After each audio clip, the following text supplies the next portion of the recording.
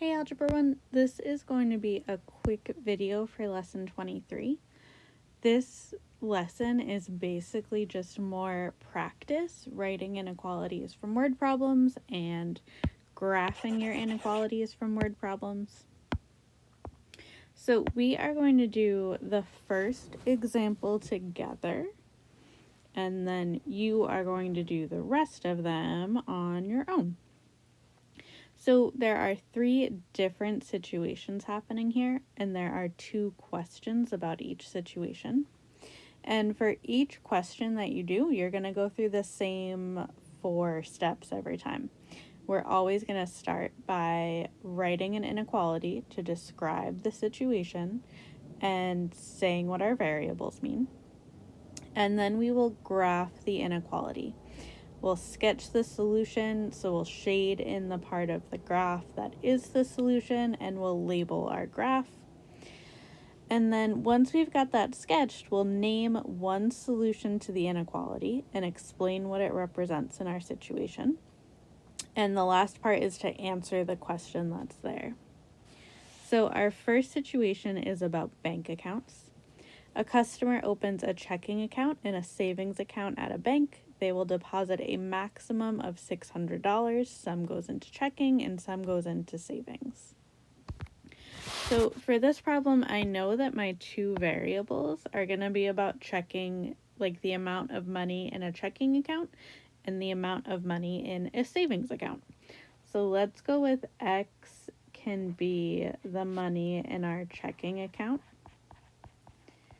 And we'll say Y is the money in our savings account. When we write an inequality for this, if we think about what our total is, we have a maximum of $600. So they could have less than that, but they can't have more than that. So I know my inequality would be less than or equal to $600. They could have exactly 600, which is why there's the or equal to in there. The 2 things that total up to that $600 are the amount of money in their checking account, which is X, and the amount of money in their savings account, which is Y. So now that we've done that first part, we get to graph our inequality. I'm going to start by labeling the axes. X is the amount of money in the checking account. Y is the amount of money in our savings account. And before I fill in the numbers, I'm going to do some quick work to figure out how high I have to count on this graph. So if I think to myself, okay, I have $0 in checking, how much money could I have in savings? It would be $600. So that's 1 point I can plot on my graph. If I swap it around, how about if I have $0 in savings? How much would I have in checking? It would be $600 in my checking account. Because I know together it adds up to 600. So that kind of makes my graph pretty easy. I know these both have to get up to 600 because that's the most I could have in either account. So I think if we count by 50s, like if this is 50, I'll label this as 100. That would be 150. Here's 200, 250. Here's 300. So I'm counting by 50s, but I'm only labeling every other line on my graph just because I don't want to try and write all of those numbers in there. I'll label my y-axis the same way.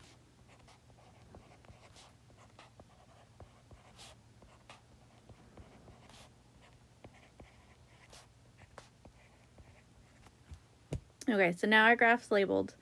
I'm ready to plot my points.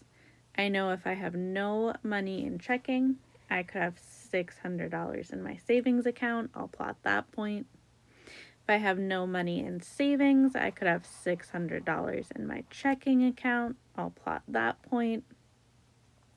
And then to make my life easier, I'm just going to think through some other possibilities here. I know together I have $600. So if I had 200 in checking, I would have 400 in savings. If I had 300 in checking, I'll have 300. Oh, that's in the wrong spot. I'll have 300 in savings, because together that would be $600.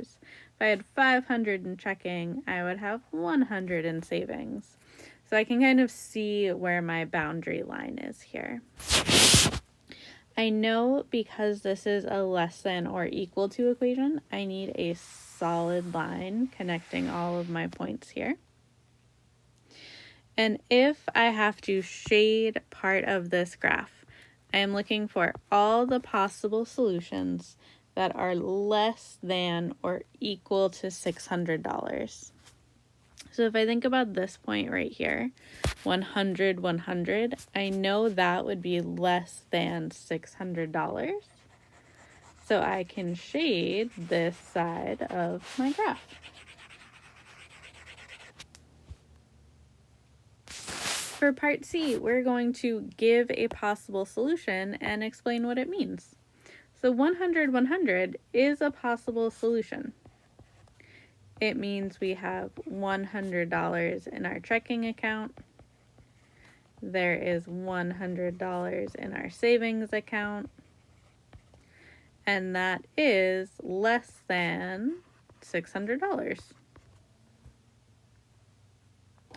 The last question asks, if the customer deposits $200 in their checking account, what can you say about the amount they deposit in their savings account? So here's $200 in a checking account. This spot right here. I know that if they put $200 in their checking account, the most amount of money they could have in their savings account is $400. They could have less than that. They could only have $300. That's also a possibility. They could have $100. That's a possibility. But I know the most they could have is $400. So to answer this question, what can I say about the amount they deposit in their savings account? I can say they deposit at most $400. I could say they deposit up to $400. They deposit less than or equal to $400. They all mean the same thing. Okay, there is one more question about the banking scenario, and then you get a couple of problems that are different. Solve all three. Well, I guess technically all 5 more questions that are here. You're going to make 5 more graphs altogether. Your homework tonight are the lesson 23 practice problems.